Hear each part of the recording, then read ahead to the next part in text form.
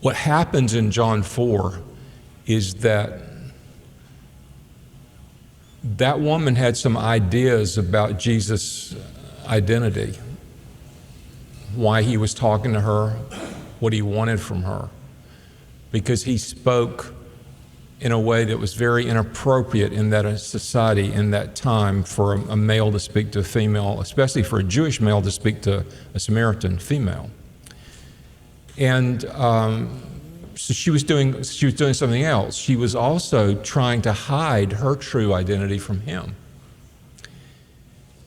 And you see the same phenomenon in John 8.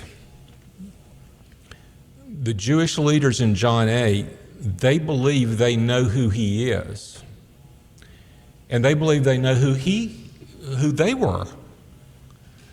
And they were wrong about his identity, and they were wrong about their own identity.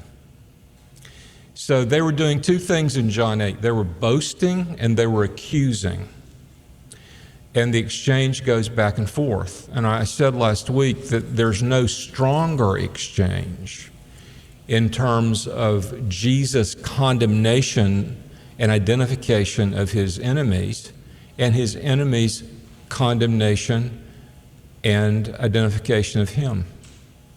And you see the whole thing unfolding.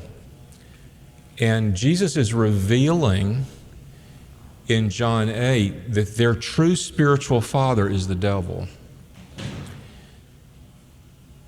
And they are trying to establish in John 8 that Jesus' true physical father is a Gentile. And what they're doing is that they're accusing the Lord Jesus Christ of being a bastard. Now, there's no shame in being in that category. Even though society stigmatizes it, there's no shame because the baby didn't do anything wrong. And yet it would have been a tremendous stigma for Jesus to carry in that place.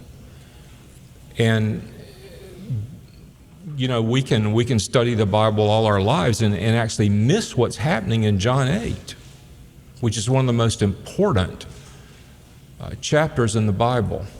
And it begins with Jesus pardoning a woman who was caught in the very act of adultery.